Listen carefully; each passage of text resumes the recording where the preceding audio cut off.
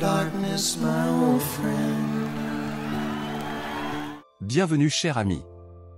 La chaîne Histoire des classiques vous présente aujourd'hui Simon & Garfunkel, le poids de la renommée, les luttes d'ego, les drames personnels, la drogue et le poids de la célébrité. Simon & Garfunkel était l'un des duos les plus emblématiques des années 60, composé du compositeur Paul Simon et du chanteur Art Garfunkel. Ils ont dirigé la vague folk rock qui a dominé la décennie. Leurs chansons soigneusement élaborées les ont rendus extrêmement populaires à l'époque, connaissant un succès mondial avec des tubes tels que The Sound of Silence et Mrs. Robson. Pour Paul Simon, la musique venait facilement. Son père, Louis Simon, était un maestro qui avait déjà participé à des émissions de télévision, dont The Jack Gleason Show. Lorsque la famille a déménagé à Queens, à New York, vers l'âge de 4 ans, Art Garfunkel vivait à seulement 3 pâtés de maison. Selon leur site web, Garfunkel s'est intéressé à la musique à l'âge de 4 ans lorsque son père a ramené un vieux magnétophone à la maison. En 1953, les deux sont devenus amis en fréquentant la Parsons High School. Après avoir participé à une production scolaire des Alice au Pays des Merveilles, où Simon jouait le lapin blanc et Garfunkel était le chat du Cheshire, ils ont commencé à développer un partenariat très productif et ont commencé à écrire des chansons ensemble. Ils ont formé leur propre groupe en 1957, décidant de chanter ensemble en duo sous le nom de Tony Jerry. Leur premier single, A School Girl, a eu du succès parmi les 50 meilleurs compte tenu de leur âge de seulement 16 ans. Cependant, le choix du nom n'avait rien à voir avec un dessin animé, Garfunkel a adopté le nom de Tom McGrath, faisant référence à son amour pour les mathématiques, tandis que Simon a choisi Simon Jerry Lance, utilisant le nom de famille d'une fille avec qui il avait eu une liaison. Ils ont sorti 2 autres singles sur Big Record, The S et That's My Story, qui n'ont eu aucun succès. Le temps de Simon & Garfunkel en tant que Tony Jerry a été de courte durée. S'il prend, le cadre d'enregistrement qui a obtenu l'opportunité pour Be School Girl, a également signé un contrat solo avec Simon. Par la suite, le duo s'est séparé après le lycée en 1958. Simon a étudié l'anglais au Queen's College, et Garfunkel a étudié l'architecture, passant plus tard à l'histoire de l'art au Columbia College. Bien qu'étant toujours sous contrat avec Big Record en tant que duo, Simon a sorti un single solo sous le pseudonyme de True Taylor. Cela a contrarié Garfunkel, conduisant au premier de nombreux désaccords entre eux. Simon a également tenté sa chance avec le groupe Trick and the Trian, mais malgré quelques bonnes chansons, le groupe n'a pas connu de succès significatif. Simon utilisait le nom Jerry L pendant cette période. Après s'être réunis en 1963, ils se sont produits sous le nom de Ken et ont joué au GRS Folk City, un club de Greenwich accueillant des soirées micro ouverts.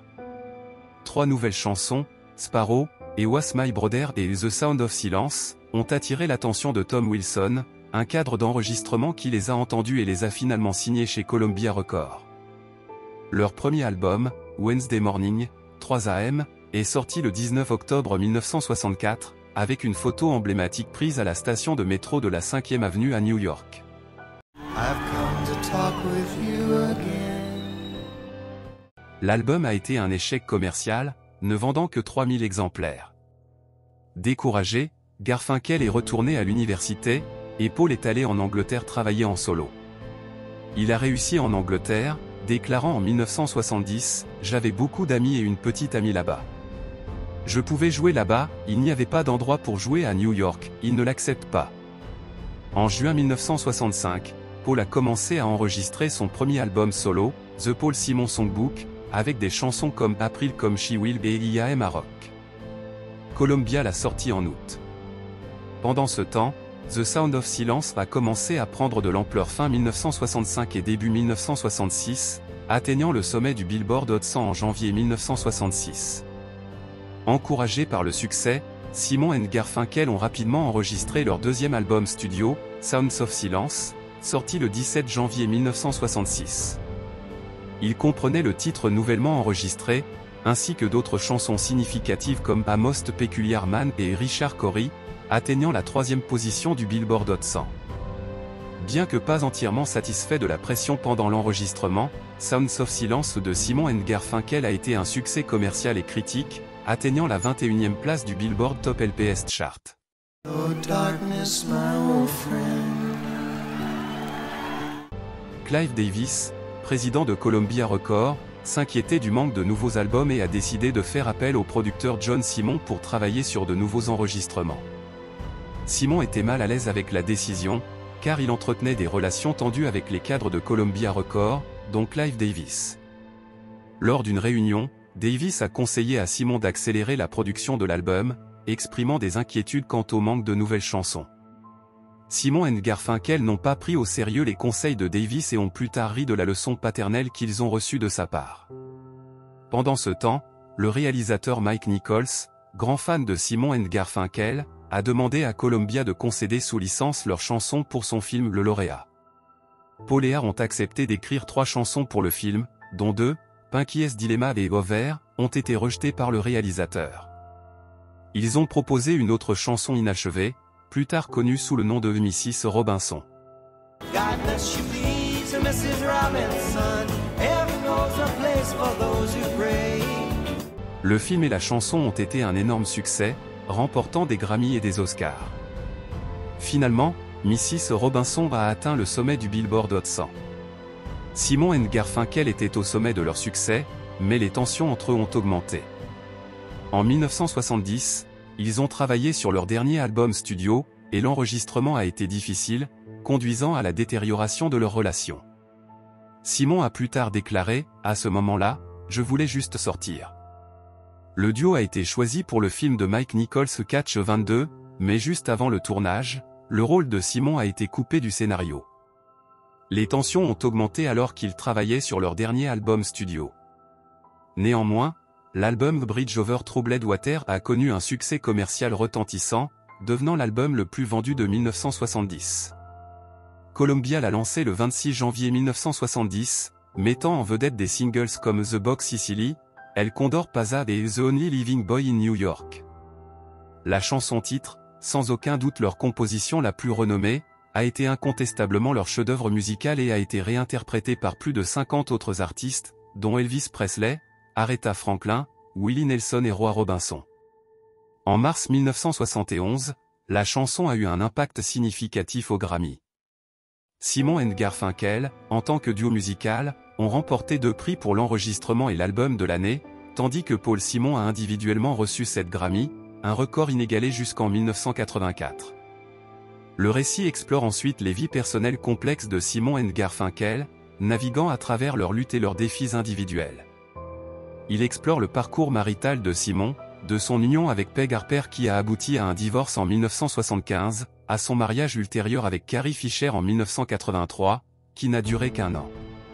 Malgré la brièveté de l'union, ils ont maintenu leur connexion pendant près d'une décennie après le divorce. Cependant, tout a pris fin lorsque Simon a épousé la musicienne Eddie Brickell en 1992, une relation qui a rencontré ses propres défis. Même cette relation ultérieure a connu son lot de problèmes. En 2014, Simon et Brickell ont eu des ennuis judiciaires, accusés de conduite désordonnée suite à une altercation physique à la maison. Bien que les accusations aient été retirées plus tard, ils semblent rester fermes dans leur engagement. Le parcours romantique de Garfunkel après le partenariat Simon & Garfunkel a été tout aussi tumultueux.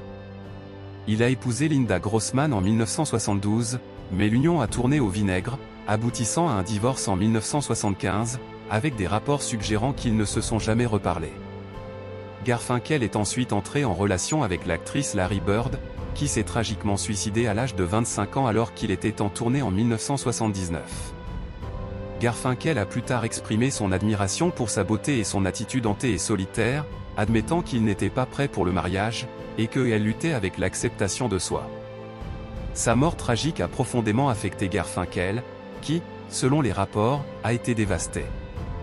En 1985, Garfunkel a trouvé du réconfort dans sa femme actuelle, Kim Cermak, une fan de longue date qui a miraculeusement obtenu une rencontre avec le musicien légendaire.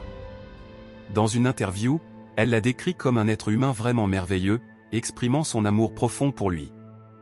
Le texte explore ensuite les années post-Simon & Garfunkel, détaillant la carrière solo réussie de Simon entre 1970 et 2000, au cours de laquelle il a produit 8 albums explorant les moments les plus sombres et les plus tristes de sa vie. En 1972, il a ouvertement parlé de ses luttes avec la santé mentale, soulignant les avantages de la psychanalyse avec Dick Cavett.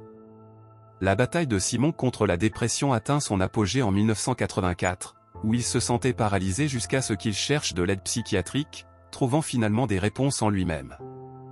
Il a reconnu les défis auxquels il était confronté, de la pression de ne pas avoir la voix ou l'apparence désirée aux luttes dans les relations. Malgré ces épreuves, Simon a réussi à naviguer et à apprécier l'abondance dans sa vie. Le texte se penche ensuite sur les réunions occasionnelles de Simon et Garfunkel, explorant les tensions dans leurs relations professionnelles et leur vie personnelle. Il mentionne leur réunion en 2018, la retraite subséquente de Simon des tournées en 2018, et la probabilité d'une réunion complète semblant improbable, étant donné les déclarations de Simon. L'histoire se conclut en reflétant le parcours emblématique du duo, le décrivant comme un récit de triomphe musical éclipsé par des épreuves personnelles, des disparités créatives et des tensions persistantes. Il souligne que l'industrie musicale englobe non seulement des mélodies et des accords, mais aussi des relations humaines complexes. Ainsi, je possède une multitude de genres musicaux que j'aime jouer, garantissant qu'un tel événement ne se reproduira jamais. En 2018, Simon a déclaré sa retraite des tournées, éteignant efficacement tout espoir d'une réunion complète du duo. L'histoire du duo musical emblématique, Simon and Garfunkel, regorge d'harmonies mélodieuses et de triomphes inoubliables. Cependant, derrière les projecteurs, des drames et des vices jettent des ombres sur ce partenariat musical au fil des ans. Simon a informé Dick Cavett en 1982 qu'il avait cessé de prendre des drogues et de fumer. Cependant, Garfunkel a mis beaucoup plus de temps à abandonner ses vices. En 2004, il a été arrêté pour possession de marijuana lorsque sa voiture roulait trop vite. Il a reçu une amende, mais en 2005, il a été de nouveau arrêté pour conduite en fumant un joint, ce qui a entraîné une comparution devant le tribunal en 2010. Cependant, Garfunkel a arrêté de fumer pour de bons et avec de bonnes raisons. Après les réunions en 1980, 1983 et 2003, Simon and Garfunkel sont retournés sur la route en 2010. Cependant, lors du premier spectacle, la voix de Garfunkel a soudainement échoué, révélant une corde vocale paralysée qui nécessitait une rééducation. Cela l'a obligé à abandonner ses habitudes de fumeur. La tournée a été reportée et finalement annulée lorsque la récupération de Garfunkel a pris beaucoup plus de temps que prévu. Simon estimait que Garfunkel ne prenait pas la rééducation au sérieux, le blâmant de l'avoir entraîné dans cette épreuve. Dans le livre de Paul Simon, The Life, il a exprimé sa déception, affirmant qu'il en avait assez du drame et qu'il ne pouvait plus lui faire confiance. Du succès initial dans les années 1960 aux réunions et des accords dans les décennies suivantes, le parcours de Paul Simon et d'Art Garfunkel illustre le prix de la renommée et les complexités des relations artistiques. Confrontés à des défis personnels, à des différences créatives et à des désaccords persistants, leur histoire nous rappelle que le monde de la musique ne concerne pas seulement des notes et des accords, mais aussi des relations humaines complexes. Malgré les tensions et les hauts et les bas, la musique de Simon and Garfunkel continue de résonner auprès des générations. Y aura-t-il une autre réunion? Il semble très improbable, mais étant donné la nature imprévisible de leur relation, on ne peut jamais dire jamais. Même si Simon l'a affirmé précisément, nous devrons attendre pour voir. Et c'est ainsi que nous concluons notre vidéo aujourd'hui. Merci encore une fois d'avoir pris un peu de votre temps pour nous rejoindre. Nous avons hâte de vous voir dans notre prochaine vidéo. Jusque-là. Oh, darkness, my old friend.